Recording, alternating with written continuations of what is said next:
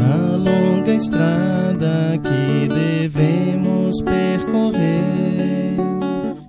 Bênçãos de amor e paz nós vamos encontrar, se dedicarmos aos caídos socorrer e de mãos dadas caminhar.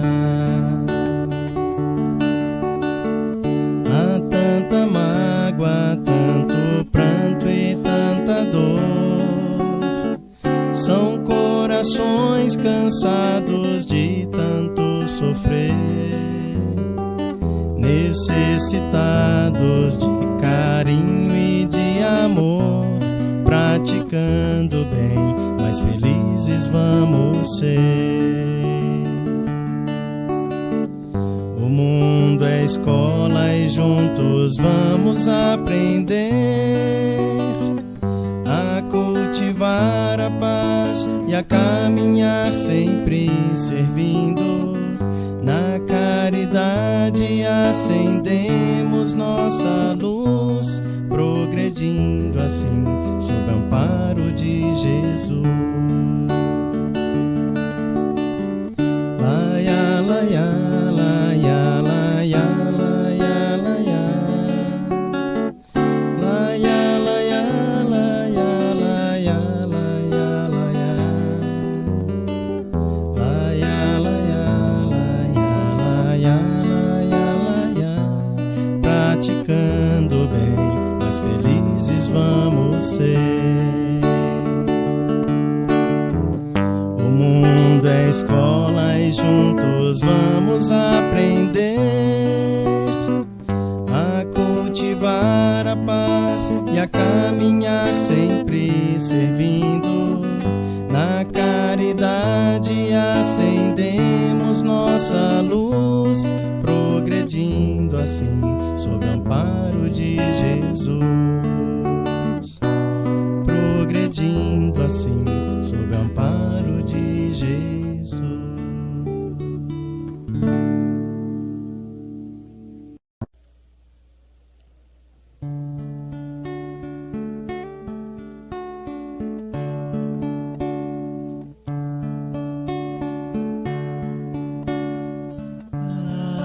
Agradecemos, Senhor, Senhor, estes momentos de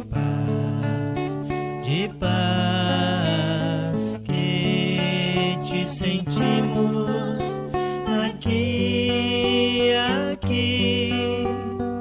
em vibrações fraternais na estrada da vida. Conduz-nos ao bem, na alegria ou na dor. Seja o amor nossa bandeira de luz, amado Mestre Jesus. Seja o amor nossa bandeira de luz, amado Mestre Jesus.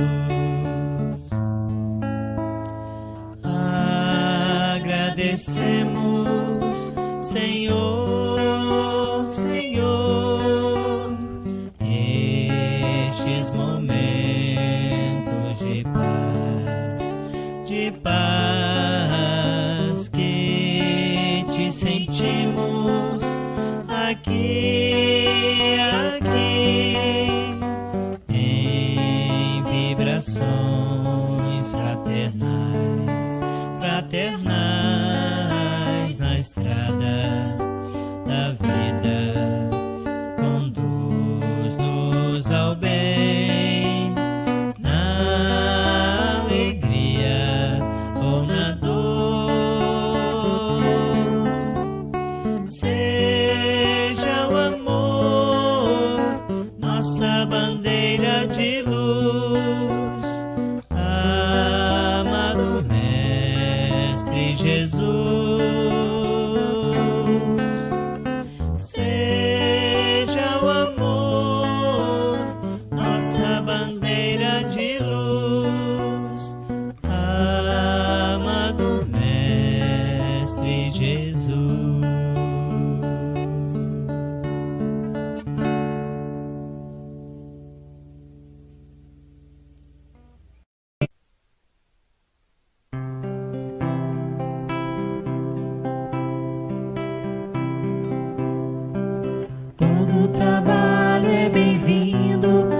mãos que não se cansam de recomeçar.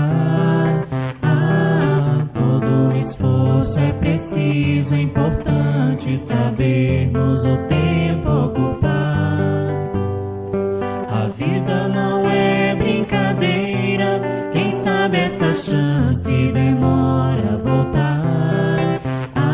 Se tem que ser feito é agora, é pra já, sem demora, esse é o tempo e o lugar. Preciso se faz viver o bem e a paz e espalhar o amor na canção.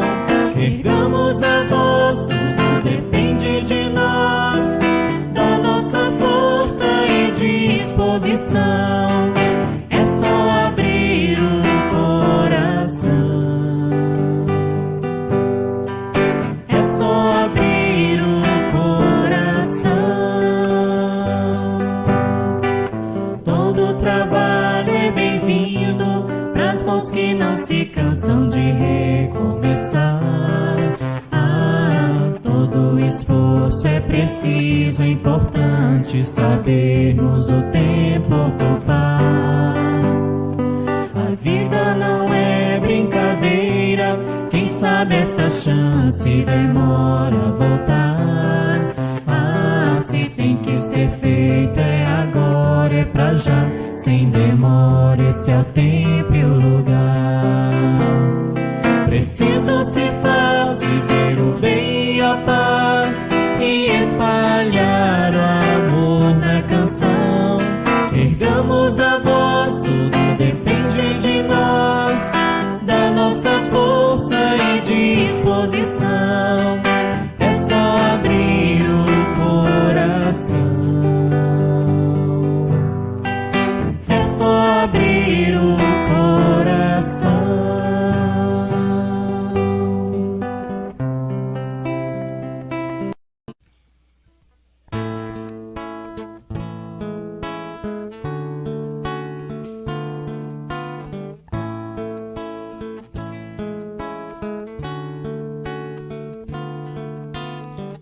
Hoje, quando estou aqui na estrada a viajar, olho o céu e sinto além alguém a me velar. Sinto a luz que vem do céu e lembro que passou. Esse alguém há muito tempo o céu também olhou. Se eu conheço o cristianismo, tenho nova luz. Se hoje há o espiritismo, revive Jesus. Foi um homem que era Saulo e Paulo renasceu. Divulgou o evangelho e o mundo percorreu. Espíritas, vamos seguir com Paulo e a verdade, divulgar o evangelho a toda a humanidade. Se o cansaço e a dor do mundo ao corpo te ferir, olha ao céu e lembra Paulo a velar por ti. Espíritas, vamos seguir com Paulo e a verdade, divulgar o evangelho a toda a humanidade. Se o cansaço e a dor do mundo ao corpo te ferir, olha ao céu e lembra Paulo a velar por ti.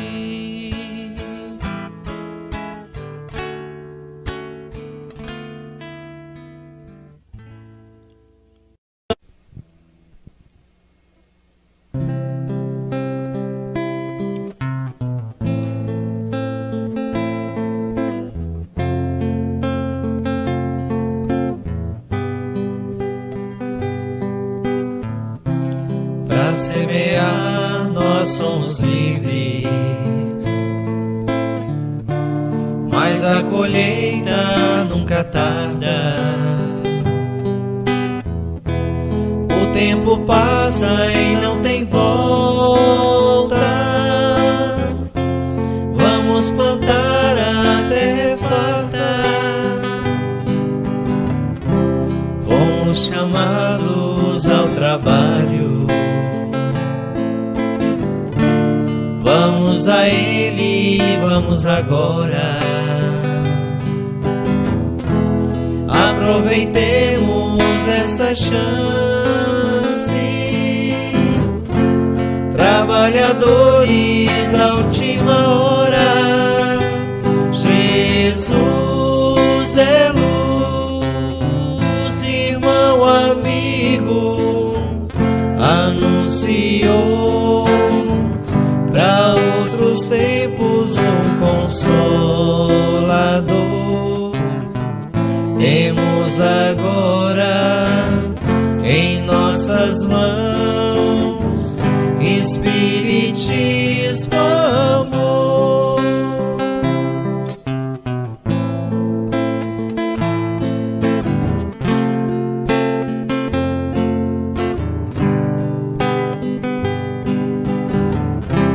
E em Jesus temos o exemplo de amor e paz e confiança. Aprenderemos junto a Ele que o cristão nunca se cansa. Fomos chamados ao trabalho. Vamos a Ele, vamos agora. Aproveitemos essa chance. Trabalhadores da última hora. Jesus é luz, irmão, amigo, anunciou para outros tempos um consolador. Temos agora em nossas mãos Espiritismo, amor.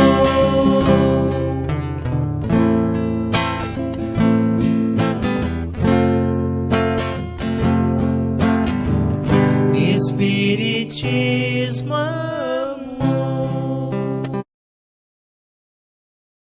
Boa noite, meus queridos irmãos. Nós estamos aqui hoje para estudarmos o Evangelho e a família na sala de tratamento. Coloquem aí do lado, por favor, o recipiente com água, porque nós teremos no final a passe e a água fluidificada. Vamos agora fazer uma leitura do Evangelho, capítulo 12, os inimigos desencarnados. Ainda outros motivos têm os espíritas para ser indulgente com seus inimigos. Sabe ele, primeiramente, que a maldade não é um estado permanente dos homens, que ela decorre de uma imperfeição temporária, e que assim como a criança se corrige dos seus defeitos, o homem mau reconhecerá um dia os seus erros e se tornará bom. Então, Mestre Jesus, permita que nos tornemos cada dia melhores com seus ensinamentos, que nós nos tornemos cada dia melhores cristãos. Mestre Jesus, que a espiritualidade superior possa vir em nosso auxílio, nos intuindo nesse estudo, para que tenhamos um bom aprendizado. Abençoe, Senhor, as nossas famílias, os nossos lares. Ajude-nos sempre em nossas dificuldades nesse planeta. Mestre Jesus, em seu nome, nós damos por iniciados os estudos da noite de hoje. Que assim seja. Nós ficamos pensando, que mundo é esse que nós estamos vivendo? Muita luta, muita briga, desavenças dentro da própria família, às vezes, guerras entre povos. Nós estamos aí no meio de uma pandemia, muitas pessoas morrendo, muitos espíritos que chegam ao plano espiritual sem muita religiosidade, sem conhecimento da vida espiritual. A gente tem que parar um pouco e pensar o que é possível fazer para resolver esse problema. E a espiritualidade tem orientado que para haver paz no mundo, ela tem que começar em casa primeiro. E o que é nos aconselhado é que seja feito culto do Evangelho no lar. É a grande solução para todos os problemas. Então, meus irmãos, vamos ver aqui os slides dessa aula.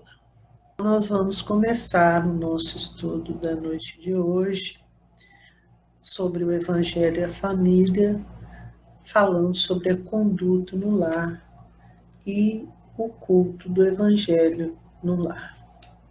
Quando nós fazemos um culto no lar, nós estamos reunindo a nossa família em nome de Jesus. Estamos fazendo uma reunião com Jesus, porque Jesus nos disse: porque onde estiverem 2 ou 3 reunidos em meu nome, aí estou eu no meio deles. Está lá no Evangelho de Mateus, capítulo 18, versículo 20. Se nós fazemos um culto, fazemos uma reunião no nosso lar, lemos o Evangelho, interpretamos esse Evangelho de acordo com os ensinamentos que Jesus veio trazer para a humanidade, nós estamos com ele em nossa casa. Então, o culto do Evangelho no lar é uma reunião com Jesus. É uma reunião em que Jesus vem para dentro da nossa casa. Já pensou que maravilha? Jesus dentro da nossa casa? Que paz, que tranquilidade, que alegria podermos contar com a presença de Jesus. E junto com ele, alguns espíritos superiores que podem nos orientar, mesmo depois de terminada essa reunião, deles ficarem em nosso lar para nos dirigir os passos, orientar nas tomadas de decisão, proteger-nos das influências negativas. Então, essa é uma reunião com Jesus. Nós estamos reunidos numa rede, conectados, embora não um ao lado do outro presencialmente, mas estamos conectados, reunidos em pensamento, em nome de Jesus.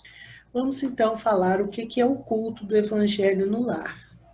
Trata-se do estudo do Evangelho de Jesus em reunião familiar.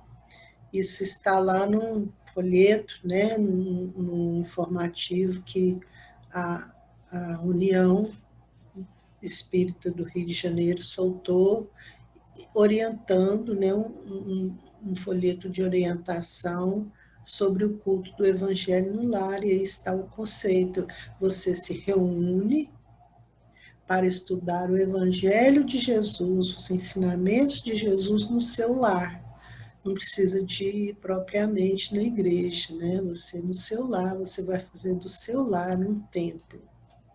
O culto doméstico do Evangelho é a fonte real da medicina preventiva, sustentando as bases do equilíbrio físico, psíquico.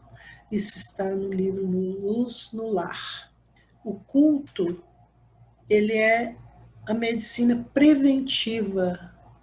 Então, antes que aconteça alguma coisa ruim, principalmente com o nosso corpo físico, com a nossa mente, o culto no lar vai prevenir.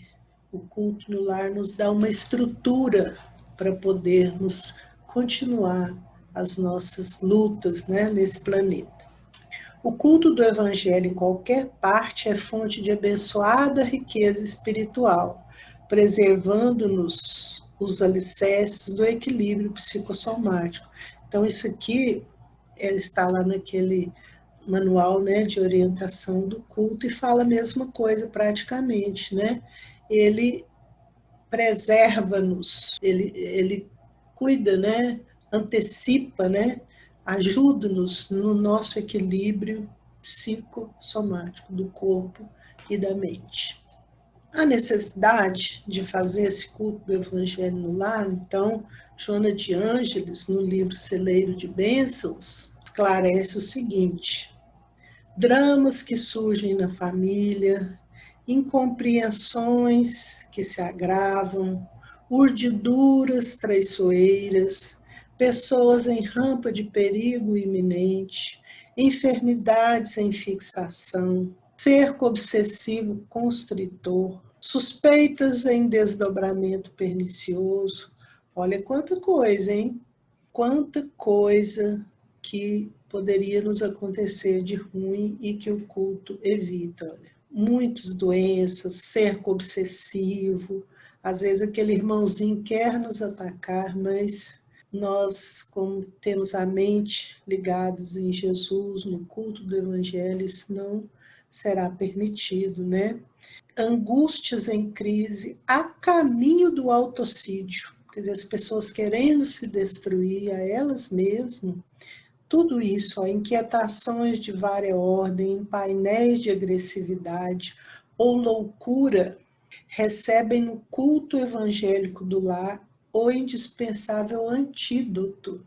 Quer dizer que o culto vai evitar, vai agir contra esses dramas que acontecem, essas angústias, pessoas depressivas, né?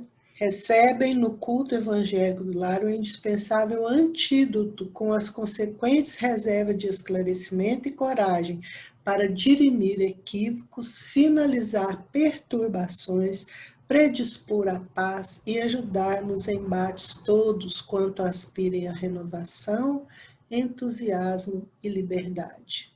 O culto no lar prevenindo essas coisas ruins, tirando esses males, né, da nossa vida, trazendo paz, nos dando força para ajudar na nossa luta diária, né? E a gente busca isso, né? Entusiasmo, liberdade, vamos encontrar isso no culto, essa força, esse equilíbrio para nos levar à frente, né? Em diante. O Evangelho no lar é Cristo falando ao coração. Cristo está sempre conosco, então a gente tem que pensar sempre isso, né? Jesus está entre nós, falando conosco, e no Evangelho no lar nós vamos sentir bem isso, né? Cultivar o Evangelho no santuário familiar é nortear a nossa experiência para o reinado de Deus em nós e fora de nós. O culto vai nos ajudar. Nós e fora de nós, aqueles que convivem conosco, perceberão e serão beneficiados também. O culto do Evangelho no lar não é uma inovação, não foi inventado agora. É uma necessidade em toda parte, onde o cristianismo lança raízes de aperfeiçoamento e sublimação. Então, o culto não foi inventado hoje, não é coisa só do espiritismo. Vamos orar, né, no nosso lar, fazer do nosso lar um forte que vai nos defender de todas as intempéries dos nossos inimigos espirituais. E nós lemos aqui no início, né, os inimigos desencarnados. O espírita sabe que a vida não termina aqui.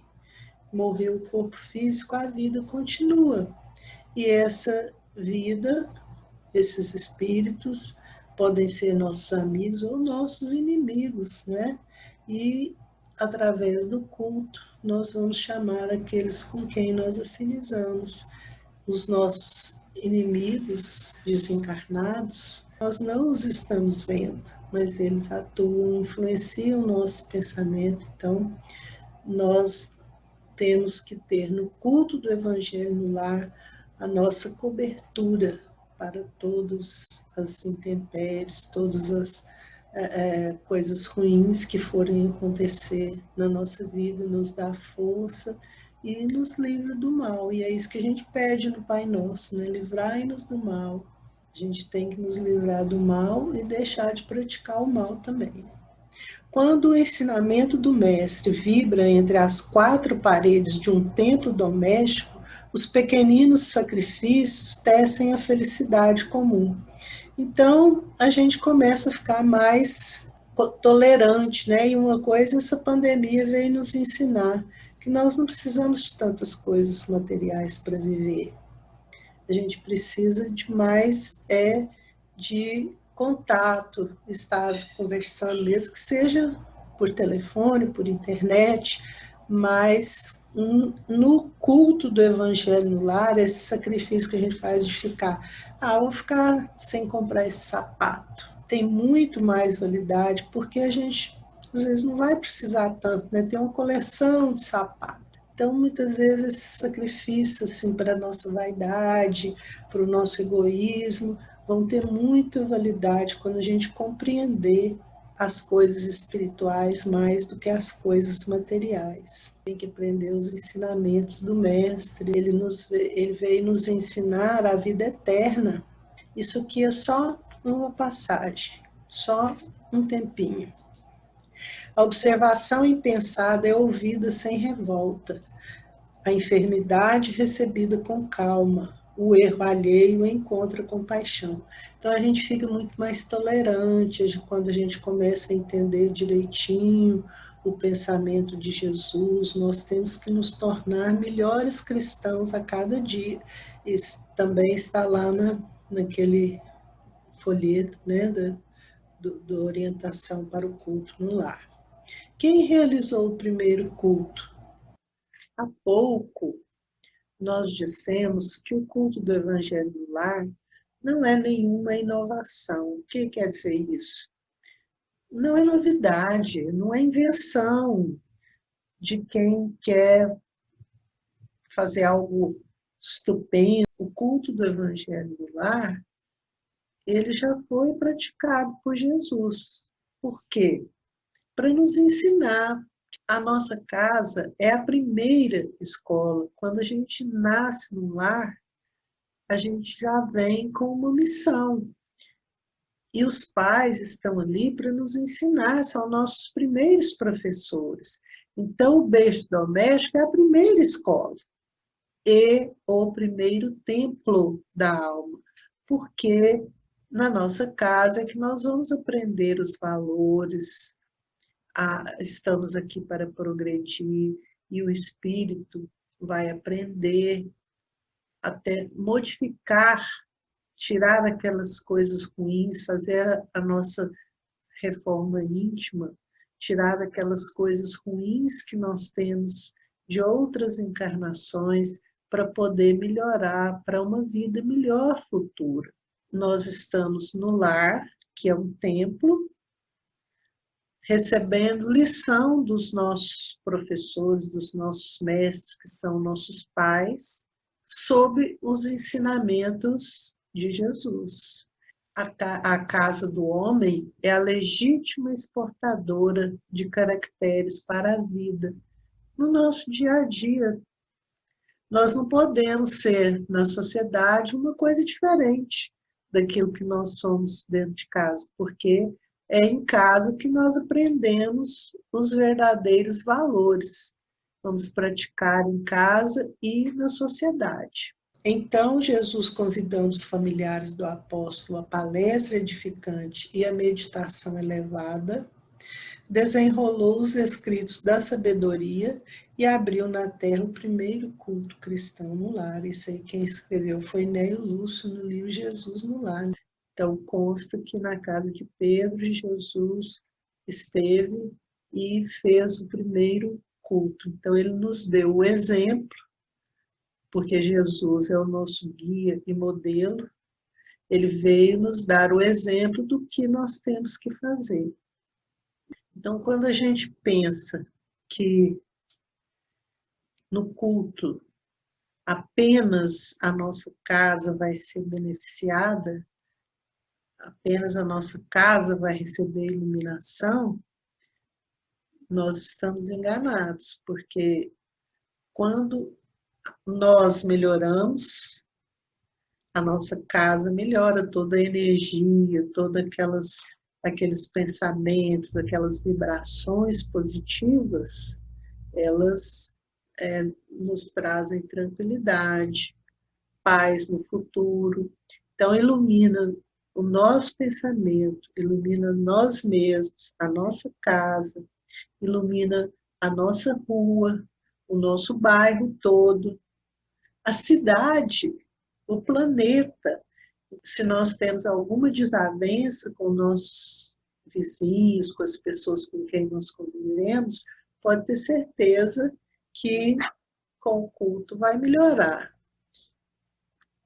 Então, tão logo começou aquele serviço espiritual da família, as luzes ambientes se tornaram muito mais intensas.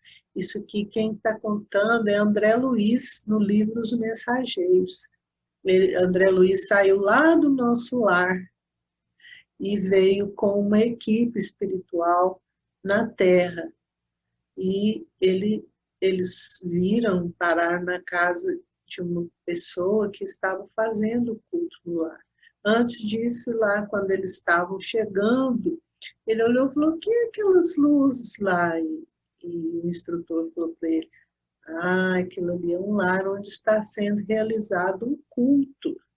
Foi uma surpresa para ele ver a iluminação que estava lá, né? Então, André Luiz conta, né? Tão logo começou aquele serviço espiritual da família, as luzes ambientes se tornaram muito mais intensas. Por que elas ficaram mais intensas?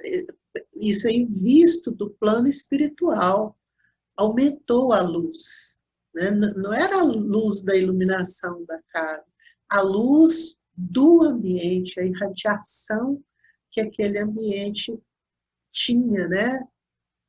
As luzes não só elétricas, né? Vamos dizer assim, as luzes iluminando o ambiente, a vibração aumentou, trouxe mais energia para aquela casa. Um culto familiar do Evangelho não é tão só um curso de iluminação interior, mas também processo avançado de defesa exterior, pelas claridades espirituais que acende em torno. Está lá no livro Os Mensageiros. Claridades espirituais trouxeram defesa para o exterior. Então, o seu lar está protegido porque forma uma barreira exterior. Aqueles espíritos que estão dentro do lar aprendem, se esclarecem, se iluminam. Quem não quiser, vai embora, bate em retirada. Vai ficar naquele lar aqueles que querem o esclarecimento. Benefícios do culto do Evangelho no lar. O culto da Boa Nova e fonte de bênçãos, dissolvendo em nosso campo de trabalho todas as sombras da discórdia, da ignorância, do desequilíbrio e da irritação. Então, a gente aprende a ser muito mais tolerante, a gente fica mais tranquilo, está lá no livro Família, né? Espíritos diversos. Quando uma família ora em casa, reunida nas blandícias do Evangelho, toda a rua recebe o benefício da comunhão com o alto. A família iluminada melhora a comunidade. Tudo em volta fica melhor, mais iluminado. Nós mesmos, a nossa casa, a nossa rua, o nosso bairro, todo o nosso planeta se ilumina, né? A família melhora a comunidade. Quando a gente for fazer o culto, tem que pôr um copinho de água, uma vasilha com água para ser magnetizada. Porque a água é dos corpos mais simples e receptivos da Terra. É como que a base pura em que a medicação do céu pode ser impressa através de recursos substanciais de assistência ao corpo e à alma, embora em processo invisível aos olhos mortais. A gente coloca ali recipiente com água. Nós não estamos vendo, mas está sendo colocado nele o remedinho que nós precisamos para resolvermos os nossos problemas com tranquilidade, com serenidade, com paz. Porque a água, ela recebe as influências de todos os elementos da terra. A água é o mais receptivo. E como que a gente realiza o culto no lar? Tem dia, tem hora? Tem, né? Você vai escolher um dia da semana, horário fixo para essa reunião. Então, se você escolher segunda-feira, 9 horas da noite, vai ser toda semana, segunda-feira, 9 horas da noite. Sábado, 4 horas da tarde. Então, sábado, 4 horas da tarde. A hora que você escolher, combina com a espiritualidade e faz essa reunião da família com dia e hora fixo. Aí você abre o culto fazendo uma leitura de uma mensagem qualquer, uma mensagem espírita. Faz a prece, faz o estudo do Evangelho, pega o Evangelho de Jesus. A gente recomenda o Evangelho segundo o Espiritismo para fazer uma leitura de uma página do Evangelho. E aí troca ideia com as pessoas da casa, conversação fraterna. Um dá uma opinião sobre o que entendeu, o outro fala outra coisa. Fluidifica a água. No final, todos bebem a água fluidificada. Mas e aí?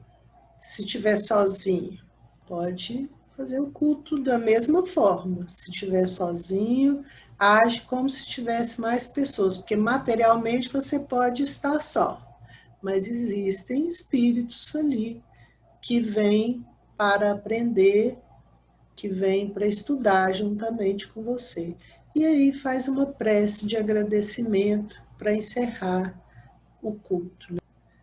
E Jesus está batendo a nossa porta. Eis que estou à porta e bato. Se alguém ouvir a minha voz e abrir a porta, entrarei em sua casa, e com ele cearei, e ele comigo. Está lá no Apocalipse, capítulo 3, versículo 20. Jesus está aí, batendo a nossa porta, nos chamando para segui-lo. Vamos seguir Jesus? Então, meus irmãos, nós já temos o caminho. Esperamos que esses esclarecimentos sobre o culto do Evangelho no lar possam trazer a vontade para aqueles que ainda não praticam o culto do Evangelho, que eles tenham essa vontade de praticar mediante os esclarecimentos que tiveram. E aqueles que já praticam, que continuem praticando o culto, esclarecendo a si mesmo, esclarecendo aqueles espíritos que vão àquele lar. Esperamos que isso possa trazer um incentivo a todos para melhorar a sua casa, melhorar a sua cidade, o planeta todo. Boa noite, muito obrigada. E agora vamos ao passe e à água fluidificada. Nos preparemos para o momento do passe e fluidificação das águas. Coloque um recipiente com água limpa para ser fluidificada.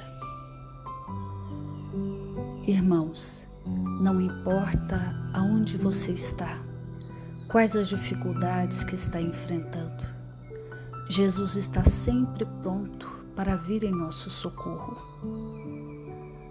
Coloque-se de maneira confortável, que lhe facilite a concentração e a receptividade.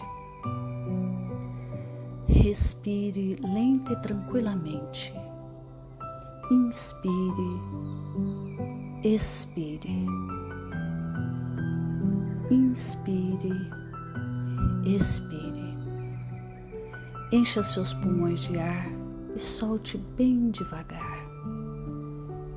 Deixe que energias de tranquilidade e paz penetrem seus pulmões, circulem por todo o corpo.